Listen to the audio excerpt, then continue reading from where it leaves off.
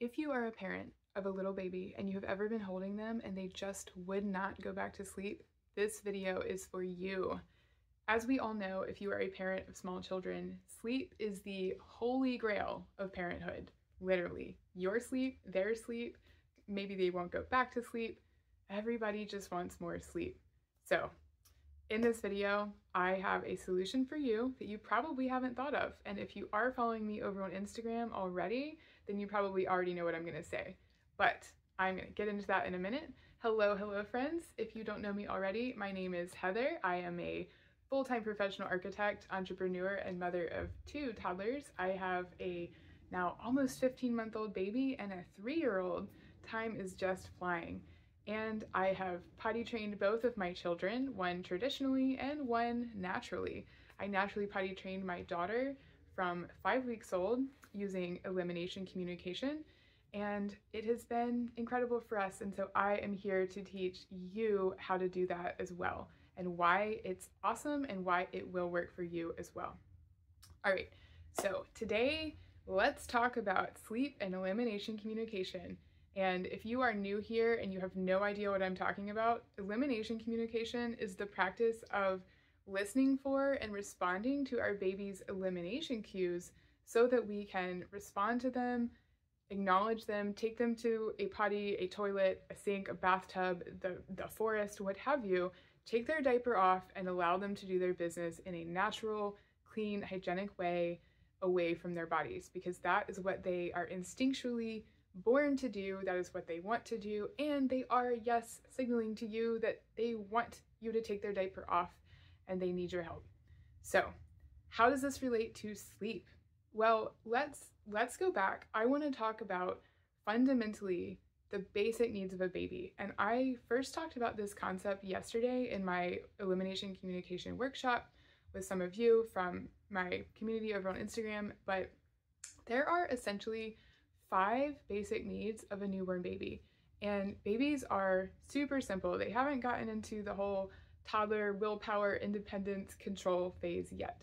As a newborn baby, a baby has about 5 basic needs, and those are hunger, sleep, security or physical closeness to you, physical comfort, so whether they are hot, cold, they have itchy clothing, or they're gassy, they're feeling uncomfortable, and elimination, the need to pee or poop. And they will let you know all of these problems that they might be experiencing, and they actually have a very unique cry, a very unique cry tone. There's other videos about that I will not delve into right now, but every baby is communicating those 5 needs to you all the time. So if you've ever been holding your baby and you know that you just fed them, they just woke up from their nap, the temperature is fine, they seem pretty much fine and do not have any other apparent reason that they would be crying, it could be they need to go potty. The elimination need has kicked in, which is incredibly common if you just fed them or they just woke up from a nap. So by unlocking that 5th kind of mystery cry that a lot of parents don't know to look out for, you can actually solve a lot of the crying that your baby may be experiencing and that you may be suffering from. So that's going to help you throughout the day, throughout your time with your baby. But today in this video, I want to talk about sleep and EC specifically. Now, before I get into all that, I do want to preface this and say that I am not a doctor, I am not a sleep coach, I am not an expert in infant psychology by any means. All of these opinions are my own, and I am speaking from experience only. You are the expert on your child and what is best for them. So if you do want to seek the guidance of a doctor, then go do that definitely, or tune into your own intuition. But I am just going to be sharing my own needs. My daughter just woke up from her nap, or potentially is waking up from her nap, so we'll see if I get through this video. And I'm probably not going to cut that out because I don't have time to edit this, and my life is very busy in this season, and all of these videos are single cut, no editing, and then you get the real raw thing. So anyway, to get back to what I was saying, and I am going to keep an eye on her because if she wakes up, I'm going to go get her from her nap. All right, so we talked about the 5 basic sleep needs, or the 5 basic cues that your baby has. And when they are crying about elimination, many times this can actually be the reason why your baby will not go back to sleep. So if you have ever been, your baby cries, let's say your baby cries in the middle of the night, and you go and you get them and you're holding them, you're comforting them, and they just are not settling down, they will not go back to sleep. Maybe you even fed them, you even nursed them, and they're still not going back to sleep. Many times I have experienced in my time with my daughter, as she's now 15 months old, so we've been doing this for well over a year now. The reason she won't go back to sleep is simply because she needs to go potty. So I can tell you a story from just a couple nights ago. She normally sleeps through the night, the full like 11 hours typically. And if you are a parent of a newborn and you are watching this video through bloodshot eyes at 3 in the morning, my heart goes out to you. I promise you it does get better. You will sleep again. Your baby will eventually sleep through the night. So my daughter typically will sleep the full night long, and she woke up the other day at 3 in the morning and she was crying, and I went in there and I patted her and I tried to calm her down, and she just got louder and louder. And so I picked her up, and she immediately stopped crying because I had picked her up, and I said, "Ada, do you need to go potty?" And I signed the potty sign, and she kind of went, and I said, "Okay, that's what you need." Her crying immediately stopped. She knew what I was saying. I took her to the bathroom and I undressed her and I offered her the potty, and she peed right away. And I gave her a few more seconds until she signaled to me that she was all done. And I put her diaper back on, I put her back in the bed, and actually I nursed her because she signaled to me that she wanted to nurse, and so then she would go back to sleep. Well, I tried that, and she did not settle. She did not go back to sleep. And she did go back to sleep just now though, thank goodness. But so she kind of like looked at me and sat up, and when I tried to put her back in the crib, she started crying again. So I'm thinking, oh no, here we go again. We're gonna have to start this whole process all over again. And so I heard her pass gas. Well, that is a signal that you may have heard me talking about. There's a lot of signals that your baby makes, and each baby is unique, that will let you know they either need to pee or they need to poop or they are about to do one or the other. So she passed gas, which is a sign to me that she actually needs to poop. So now, not only have we already been to the potty, we already did that, I just nursed her, so she should be ready to go to bed. Now she needs to go poop. So I'm thinking, oh my goodness, this is the last thing I want to do. It feels really inconvenient in the moment because you feel like you're starting all over, but I took her to the potty, I let her go, she pooped right away. And it was significant. She really needed to go. And of course she was not going to go back to sleep if she was feeling that urge in her body that she needed to relieve herself. And so as soon as I got her back in her bedroom after we'd taken care of that, I just held her. I didn't even need to nurse her. I held her. I sang her a song. We were not even through verse 1 of Twinkle, Twinkle, Little Star, and she was out. She calmed down. I put her back to bed. And I share that story because so many parents will experience this, where you have done everything that you normally would do, everything that you can think of to do, and your baby just won't settle. And you're holding them, you've fed them, you've changed their diaper once at least, the room is warm and comfortable, they should be sleepy, and there's no real apparent reason why they won't go back to sleep.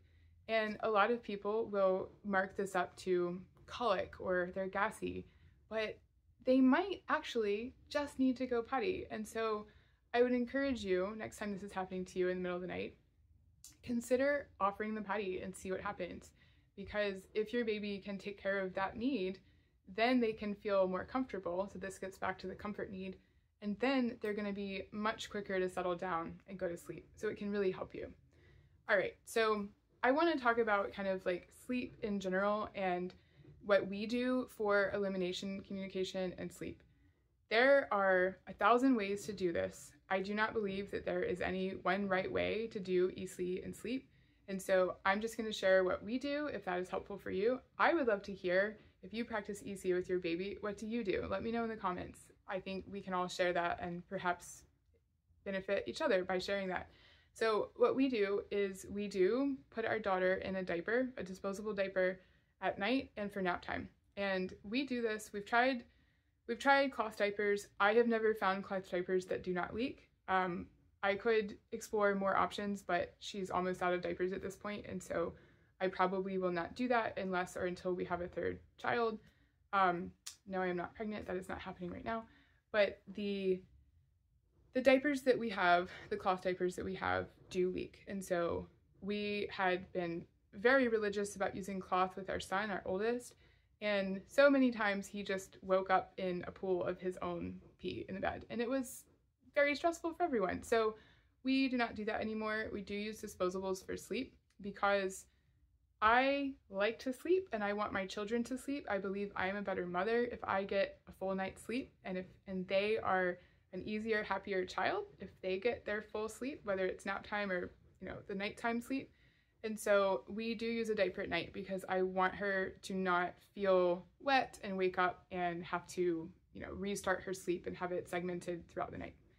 Now, when she was younger, we were co-sleeping with her until about three months consistently, and then maybe just for like a few hours a night after that. If she would wake up in the middle of the night, we would bring her into bed with us. But for the first 3 months, when she was a very young baby, we often would, after she would go to sleep in her bassinet at the beginning of the night while we were still awake, when she would wake up for the nighttime feed, so like 3 to 5 a.m.-ish, she would then come into bed with us and sleep the rest of the night with us. And then she may wake up again around 6 a.m. or 7 a.m. Well, many times when she would wake up in the night while she was in our bed, I would try to nurse her and like side nurse her and get her to go back to sleep. And that worked most of the time. However, there were definitely a lot of times where she wasn't settling. She was sleepy, I was sleepy, and I had nursed her as she expected me to do at that time, but she wasn't going back to sleep. And so when that happens, it is usually because she and your baby need to poop oftentimes, or pee. Oftentimes when we breastfeed or we give them a milk feed, the baby is going to need to pee or poop every single time you feed them. And so if it is, her normal routine of like about the time she would poop in the morning, then that often was what it was. And I would know that because she would sit up in bed and signal to me like, oh, I'm not able to go back to sleep right now. And so then at that point, I would have to get up and offer the potty. We used a Top Hat potty with her when she was little, which made it really easy to breastfeed and potty at the same time. Obviously, that doesn't work if you are side nursing, and so you're trying to co-sleep with them and side nurse and everybody goes back to sleep. You do kind of have to like sit up and be vertical so that you can have the Top Hat potty sitting in your lap and the baby with a naked booty like resting inside of the potty. I have another video all about how to do that and what that looks like. It's called How to Start EC with a Newborn. You can go check that out. But that did require me to wake up a little bit and take care of her need, and then I would obviously clean her up, put her diaper back on, and then we would all go back to sleep. Now that she is older and we started putting her in her own crib to sleep at night when she was about 3 months, and her little bedroom with her crib is just right off of our bedroom. It's essentially in what used to be our closet, and we kind of like built a wall and made it a very, very small bedroom for her. So she's only about like 20 feet away from us, but she is still in her own room that we can close the door and she can have a little bit of sound privacy, and so can we. So that has helped her sleep through the night since we started doing that at 3 months. So she has been able to sleep pretty much the full 11 to 12 hours consistently since about 3 months. And obviously she's going to need to pee at some time during the night. And so my rule of thumb for sleep and EC is if the baby is signaling, so my story about my daughter the other night when she woke up at 3 a.m. and she was crying and wouldn't go back to sleep, or when she was very young and we were trying to side nurse her and co-sleep and she wouldn't go back to sleep. In those situations, she was signaling to me that she needed to take care of some potty needs. And so in those situations, I will always go get her and acknowledge that need and take her to the potty and offer. And 9 times out of 10, she will go. Not every time. There are definitely some times where it was something else. Maybe she needed to burp, or she had teeth coming in and that was making her uncomfortable. But 9 times out of 10, when she was indicating to me that she couldn't go back to sleep in those situations, it was because she was signaling to potty. And so I would take her and offer. Always. I do not ignore her if she is signaling to me. That goes for daytime at home, if we go on an outing, we're at the grocery store, we're at the park, we're in the car, and also at night. So the way that I practice EC is that if she's letting me know intentionally that she needs to go, I consistently always respond. So at nighttime, if she is not intentionally signaling, so babies typically will wake up in kind of like a lighter sleep periodically throughout the night because of sleep cycles. And when they do that, they may be awake for a minute or two and then go back to sleep. When humans wake up, the hormone that is going through our body while we're sleeping that prevents us from peeing will wear off a little bit. And so then the bladder starts to fill and you may feel the urge to pee. And so if your baby is waking up throughout the night, then they may also be peeing during the night. But if she's not waking up and crying out to me and really like intentionally letting me know she's sitting up in bed, she's crying loud enough for me to hear, then I consider that she's basically still asleep and she's not intentionally letting me know, and I let it go.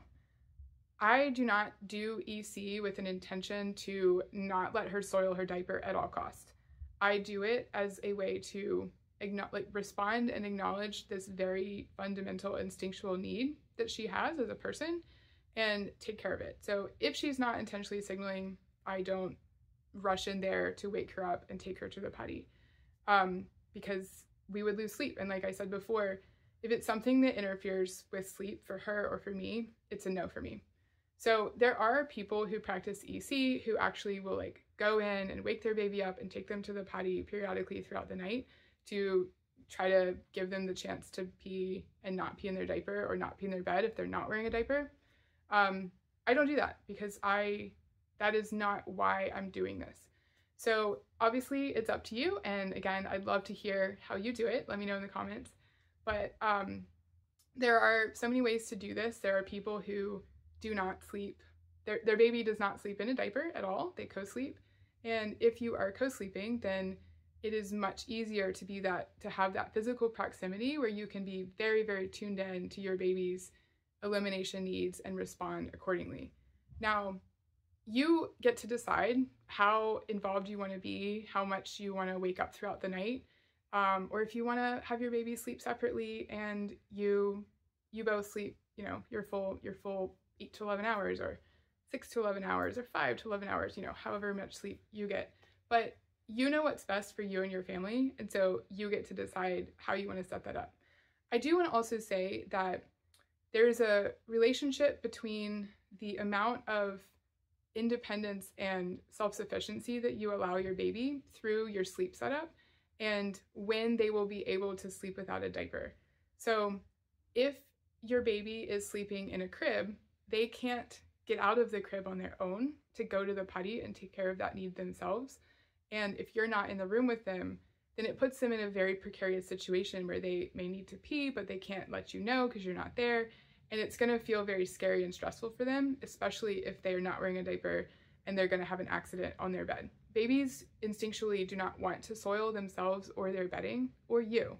So if you're going to put them in a crib separately, I would recommend putting them in a diaper and also having a monitor so that you can know when they wake up.